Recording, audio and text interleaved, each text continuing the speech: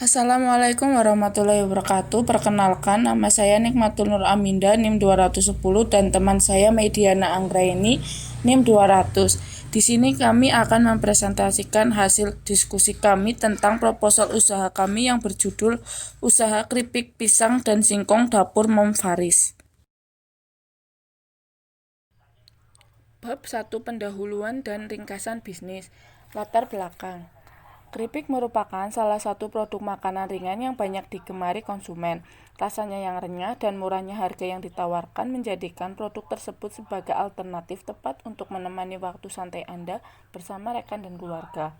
Studi kelayakan bisnis merupakan suatu metode atau cara yang terdiri dari berbagai aspek penilaian untuk mengetahui apakah suatu bisnis yang akan dikerjakan layak atau tidak, sehingga dapat dikatakan juga suatu alat peramalan yang sangat mumpuni untuk mengetahui kemungkinan-kemungkinan yang akan terjadi, serta dapat segera mengambil keputusan atas hasil yang diperoleh, yakni menerima atau menolak usulan investasi atau bisnis tersebut.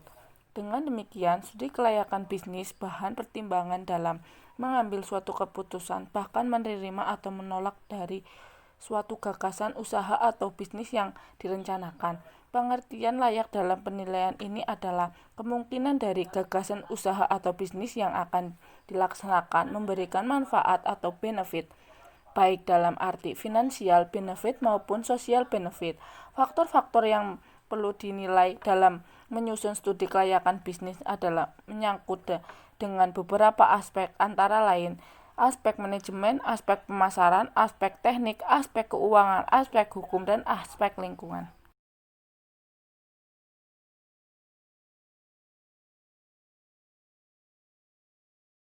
Nama perusahaan Dapur Moms Faris. Alamat perusahaan Desa Beji Utara, Kecamatan Kedung Banteng, Banyumas. Gambaran bisnis. Dapur Moms Faris merupakan usaha kecil yang bergerak pada usaha pembuatan keripik pisang dan keripik singkong. Usaha ini dimulai pada tahun 2015 oleh Ibu Siti yang bertempat tinggal di Desa Beji Utara, Kecamatan Kedung Banteng, Banyumas. Jenis bidang usaha atau kegiatan utama perusahaan. Perorangan, pemilik perusahaan, Ibu Siti Faris. Bab 2, aspek organisasi dan manajemen. Organisasi. Nama organisasi Dapur Moms Faris. Jenis organisasi perorangan. Pemilik Ibu Siti Faris. Alamat Desa Beji Utara. Nomor telepon 085 732 630 200.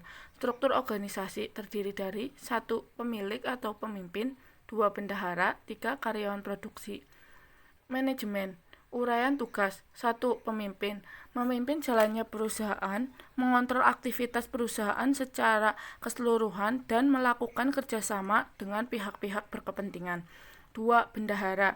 Mengkoordinasi kegiatan keuangan perusahaan dan pengawasan serta pencatatan atas kegiatan keuangan. 3. Karyawan produksi. Melaksanakan kegiatan produksi. 3. Aspek pemasaran dan pasar. 1. Nama produk yang dipasarkan dan kegunaannya. Produk yang dipasarkan adalah keripik pisang, keripik singkong, dan kegunaannya bisa untuk cemilan di waktu santai bersama keluarga. 2. Wilayah daerah pemasaran. Wilayah daerah pemasaran sampai sekarang masih di daerah sekitar Kecamatan Kedung Banteng. 3. Segmen pasar. Segmentasi pasar dari tahun adalah masyarakat yang ada di sekitar Kecamatan Kedung Banteng, dan segmen pasarnya untuk berbagai golongan, baik golongan atas maupun golongan menengah ke bawah karena harganya sangat terjangkau. 4. Kebijakan harga. Penentuan harga menjadi sangat penting untuk diperhatikan, mengingat harga merupakan salah satu penyebab laku tidaknya suatu produk yang ditawarkan. Di sini sangat berhati-hati dalam menentukan harga agar harga tersebut tepat dan dijangkau, dan juga agar margin laba ditargetkan dapat tercapai. Harga yang diberikan untuk satu bungkus keripik dihargai sebesar 10.000. 5. Sistem distribusi. Dalam sistem distribusi, konsumen bertransaksi langsung ke tempat pembuatan atau produsen. 6. Sistem promosi. Promosi yang digunakan yaitu dalam bentuk offline atau presentasi dari mulut ke mulut dan dalam bentuk online atau WhatsApp dan Facebook. 7. Permintaan produk. Permintaan adalah jumlah barang yang dibeli atau diminta pada suatu harga dan waktu tertentu. Dapat diartikan permintaan produk akan terjadi jika konsumen antusias membeli terhadap produk yang ditawarkan. Maka dari itu, usaha ini menetapkan harga dan meningkatkan kualitas produk supaya konsumen tertarik dan merasa puas dengan produk yang diproduksi atau ditawarkan. 8. Kesimpulan aspek pemasaran. Produk keripik merupakan produk cemilan yang digemari oleh berbagai kalangan. Selain itu, harganya pun cukup terjangkau. Usaha ini menetapkan harga dan meningkatkan kualitas produk supaya konsumen tertarik dan merasa puas dengan produk yang diproduksi atau ditawarkan. Bab 4. Manajemen operasi. A. Deskripsi teknis produksi. Proses produksi yang digunakan perusahaan adalah kontinu, di mana bahan mentah yang masuk proses produksi akan langsung dibuat menjadi produk jadi dan tidak menunggu mengerjakan yang lain. B. Teknologi produksi. Teknologi yang digunakan masih menggunakan teknologi tradisional dan peralatan yang digunakan oleh perusahaan dalam melakukan kegiatan produksi antara lain: 1. Kompor, 2. Wajan, 3. Peniris, 4. Timbangan, 5. Spatula, 6. Pisau. C. Kapasitas produksi dan rencana produksi. Kapasitas produksi keripik pisang dan keripik singkong yang diolah untuk setiap harinya yaitu 30 kilo singkong dan pisang. D. Bahan baku dan bahan penolong. Bahan baku dari keripik yaitu pisang kepok dan singkong, dan bahan penolong yaitu bumbu-bumbu penyedap rasa. E. Pengolahan dan pembuangan limbah. Kulit pisang dapat digunakan untuk pakan ikan, sedangkan kulit singkong dapat diolah menjadi makanan seperti tumis singkong. F. Kebutuhan biaya aspek teknis produksi. 1. Bahan baku. Untuk memproduksi keripik digunakan bahan baku yaitu singkong dan pisang. Jenis pisang yang biasa digunakan yaitu pisang kepok. 2. Tenaga kerja. Tenaga kerja sebagian besar adalah dari anggota keluarga para pemilik usaha tersebut, bisa saudara juga bisa tetangga. 3. Kegiatan perawatan peralatan produksi. Perawatan peralatan produksi ini dikelola oleh sendiri dan tentunya dirawat sendiri karena peralatannya dimiliki oleh pemilik. G. Kesimpulan analisis aspek teknis atau produksi atau operasi. Aspek teknis dan teknologi merupakan suatu aspek yang berkenaan dengan proses pembangunan proyek secara teknis, teknologi, dan pengoperasiannya setelah proyek tersebut selesai dibangun. Aspek teknis berkaitan dengan proses produksi, dimulai dari bagaimana strategi dan perencanaan produksi sampai kepada kapasitas dan volume produksi. Selain itu, dari aspek teknologi berkaitan dengan peralatan yang digunakan seperti mesin atau juga teknologi yang digunakan dalam pembuatan tahun tersebut. Tidak hanya itu, perencanaan letak usaha dan loyalitas juga menjadi bagian dari studi kelayakan bisnis. Bab 5. Aspek keuangan. A. Struktur pembiayaan perusahaan.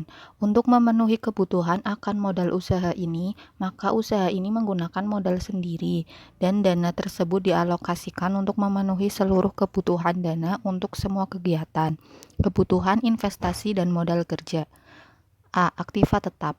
Kompor sebesar 500.000, wajan 200.000, peniris 50.000, timbangan 100.000, pisau 50.000, spatula 50.000, etalase 950.000.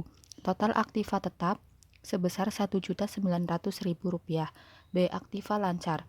Kas sebesar Rp2.000.000, singkong 48.000, pisang kepok 120.000, bumbu 75.000, minyak goreng 157.500, standing pouch 120.000. Total aktiva lancar sebesar Rp2.520.500. B. Proyeksi keuangan perusahaan. Proyeksi pendapatan. Pendapatan per hari sebesar 800.000, pendapatan per bulan sebesar 2.400.000, pendapatan per tahun sebesar 28.800.000.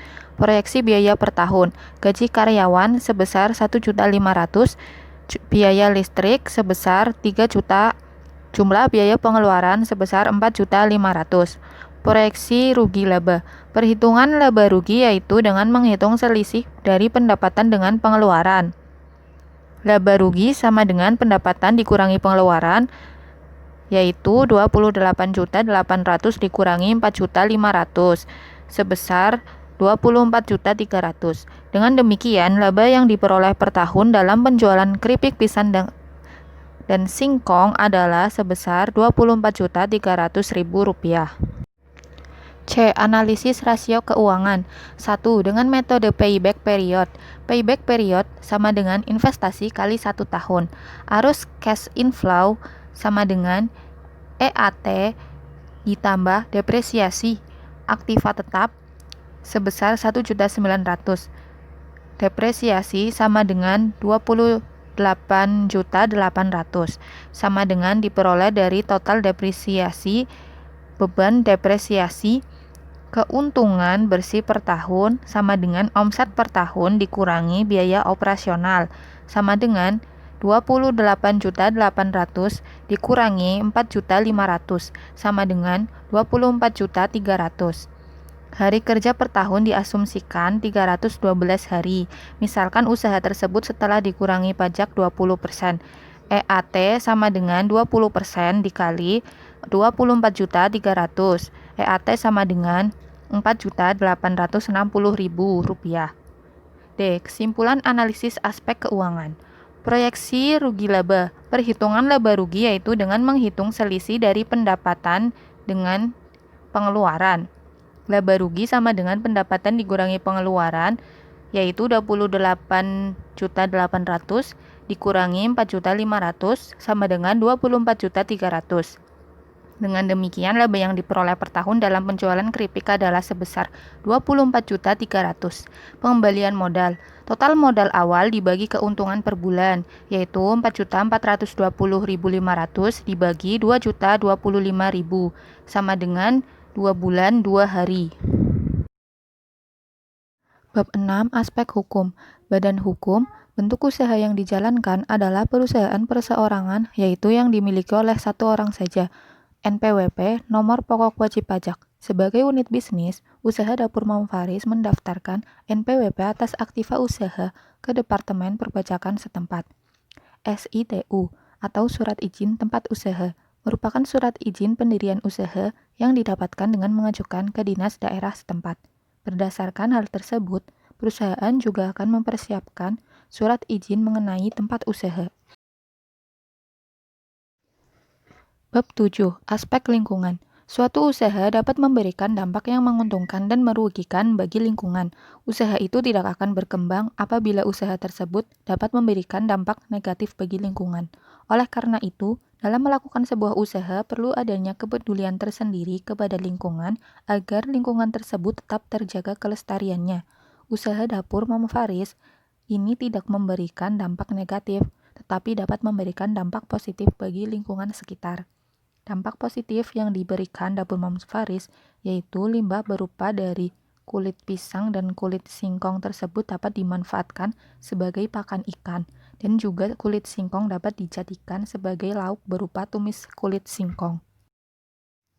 Bab 8. Penutup. Kesimpulan studi kelayakan bisnis.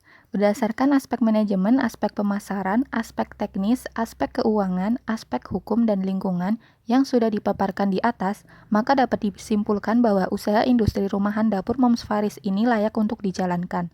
Walaupun termasuk usaha yang kecil, namun usaha ini terbilang cukup baik karena sampai sekarang masih banyak peminatnya karena terbuat dari bahan yang berkualitas serta sehat. Perusahaan berharap produk perusahaan dapat menjadi andalan dan dapat bersaing dengan produk lain, khususnya produk makanan yang sekarang sudah banyak makanan yang sangat beraneka ragam jenisnya. Perusahaan mempunyai harapan besar tentang usaha ini agar dapat diketahui masyarakat luas dan banyak peminatnya. Rekomendasi tindak lanjut. mengembangkan inovasi terhadap produk yang dijalankan, serta mempertahankan kualitas produk agar tetap diminati oleh pelanggan. Sekian presentasi dari kami. Apabila ada kesalahan, kami mohon maaf. Wassalamualaikum warahmatullahi wabarakatuh.